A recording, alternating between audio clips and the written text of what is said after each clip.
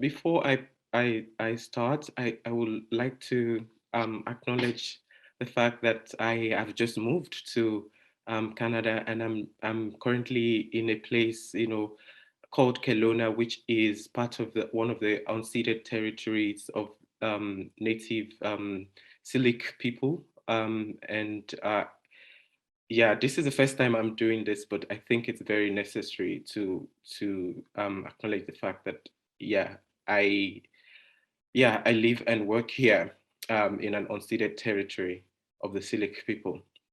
So thank you so much, Prof. again, and thank you, Professor Michael, for joining us this morning. And this is a very great opportunity and privilege for me to be in conversation with one of the scholars whose works have really shaped my own thinking. So I consider it a very great privilege to be in conversation with Prof. And also thank you, Adam, also for joining us in this conversation.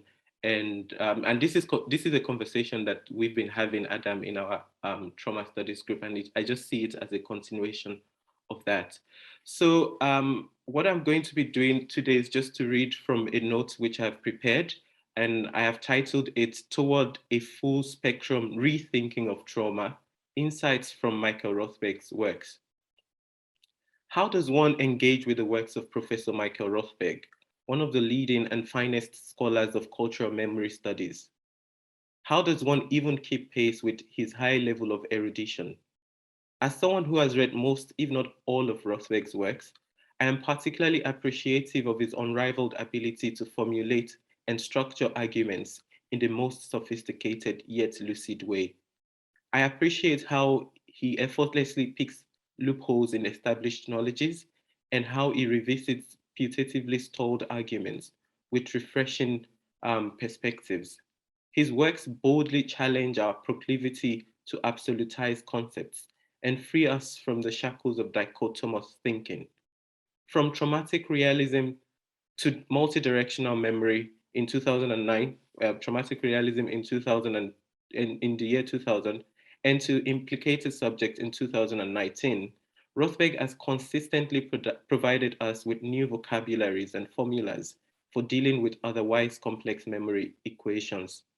Today, I want to start my 15-minute talk by pointing out how Rothberg's works, either deliberately or unintentionally, have troubled binary ways of knowing. Perhaps this is a result of the influence of the post-structuralist thoughts on him. Whatever the case may be, Rothberg has continuously and consistently beckoned us to look beyond dichotomies in our understanding of traumatic histories. For example, in his latest book, The Implicated Subject, Beyond Victims and Perpetrators, Rothberg helps us to see the limits of reading historical violence in white and black. The book allows us to imagine the different modes and layers of implications that fan the embers of injustice. Therefore, in the pursuit of justice and in the demand for repair, we cannot simply cage people in victim perpetrator categories without considering the actions and inactions of those who help to produce and reproduce these categories. Actually, those are Michael's words. Also, in multidirectional memory, remembering the Holocaust in the age of decolonization, Rothberg suggests that memory should not be viewed as a zero-sum game. It puts forward a vision of of collective memory that is not competitive, but subject to cross-referencing, borrowing, adaptation, and cross-pollination. In other words, Rothberg saves us from the either or fallacy of competitive memory by arguing that, quote, far from blocking other historical memories from view in a competitive struggle for recognition, the emergence of the Holocaust memory on a global scale has contributed to the articulation of other histories, some of them predating the Nazi genocide, such as slavery, and others taking place later, such as the Algerian War of Independence, end of quote. Also in multidirectional memory, Rothberg points out how, how these relational politics of memory also is found in the works of, Anna Arendt, Charlotte Delbo, and Amy Césaire, and others. It points out particularly how Arendt draws the link between Nazi terror and the terror of imperialism in the book The Origins of Totalitarianism. He also points out in the book how Amy Cizer's discourse on colonialism formulates Nazism as a return of the colonial repressed. Still in the spirit of challenging categorical thinking, Rothberg's first book, Traumatic Realism, the Demands of the Holocaust representation, provides a nexus between realist and anti-realist approaches to the representation of the Holocaust.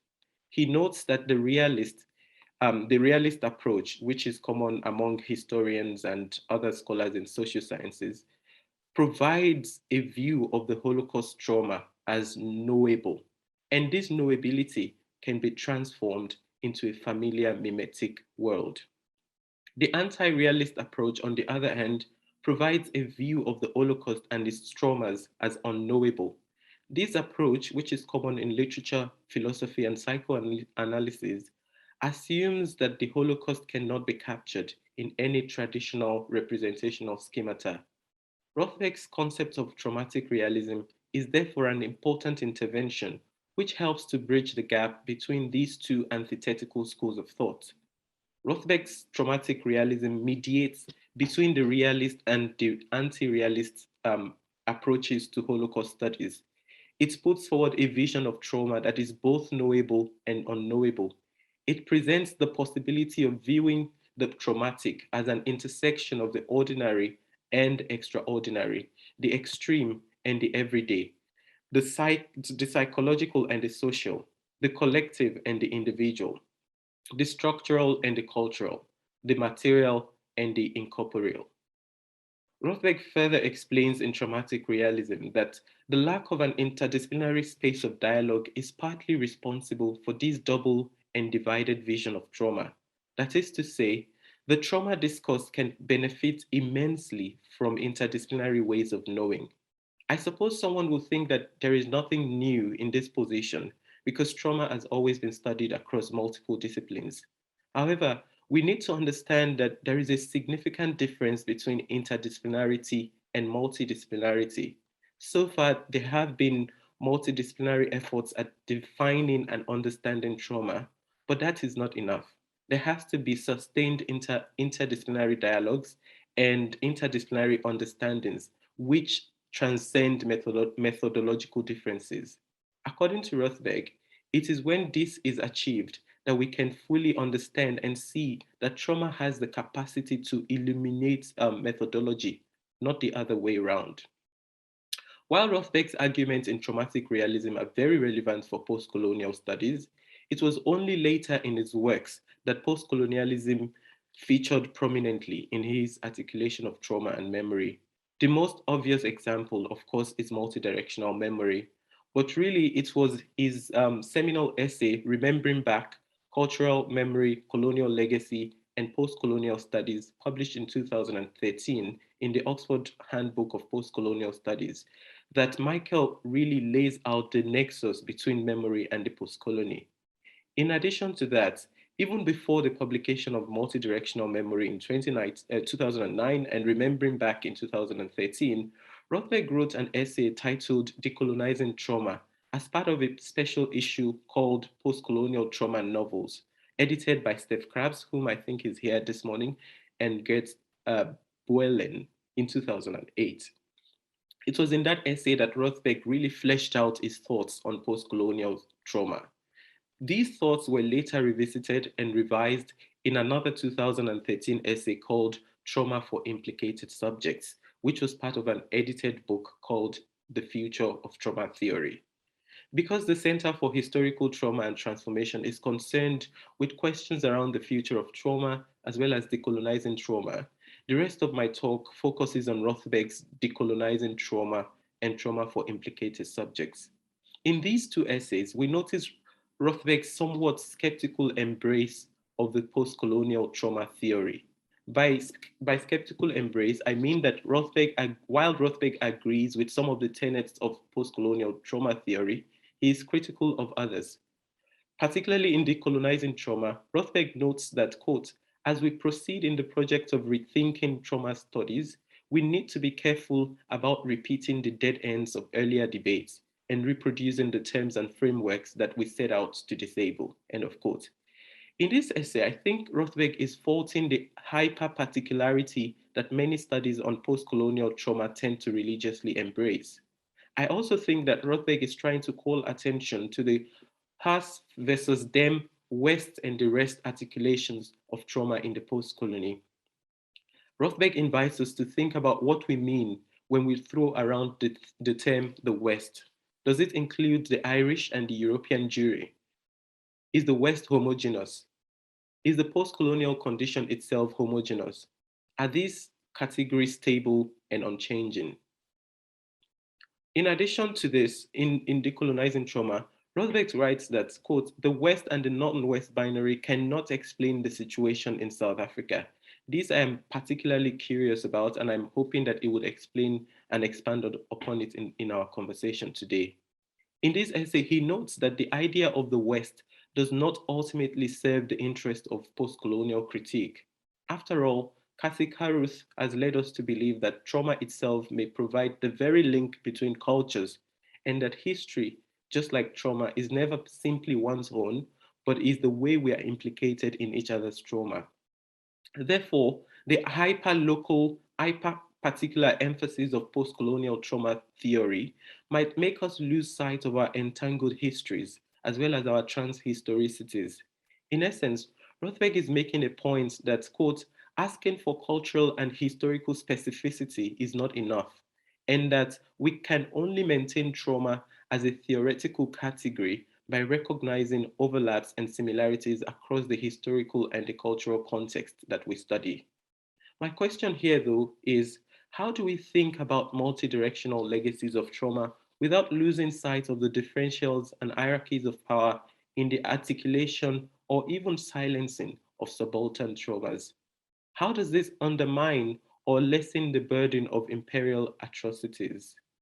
Despite these questions, it seems quite apparent that the reason why Rothberg invites us to think multidirectionally about traumatic memories is because doing so creates potentials for different expressions and structures of solidarity.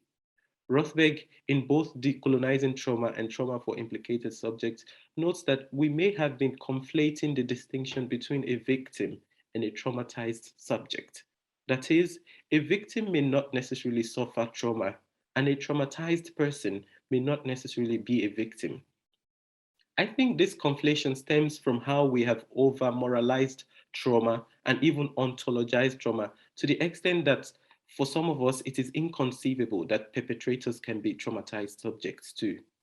This is why, or this is also partly why in South Africa, especially, we have for so long been fixated on the victim trauma, victim perpetrator binary, and have not given attention to the gray zones of violence. Um, for example, again in South Africa, it is almost a taboo to bring into account the instances of Black on Black violence during apartheid, or to speak of the Black middle class complicity in the economic inequality that continues to haunt the country. Of course, there are exceptions, here. Jacob Dlamini's works are is a very good example, of I think he's even here this morning. He works in these areas, and we are very grateful for that. Also, in the spirit of a full spectrum thinking, Rothberg instructs us not to subsume all forms of violence under the categorical singularity of trauma.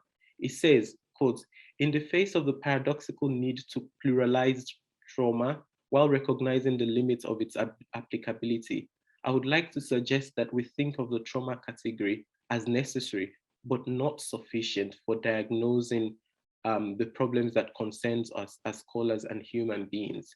In view of that, Rothberg also explains that exploitation and ecological devastation can be traumatic, but their essence also lies elsewhere. I would love to talk about the vision of solidarity that cuts across all of the works of Rothberg, but because of the constraint of time, I hope we can get into it in the discussion. But to conclude my talk today, I want to say that having read all of Professor Rothberg's work again in preparation for this event, which set out to rethink trauma for the post-colony and for Africa, I'm left with some questions, some hard questions. In our quest for a decolonial view of trauma, have we been asking the wrong questions? Should we rather deconstruct instead of decolonize trauma? And are these terms, deconstruct and decolonize, mutually exclusive?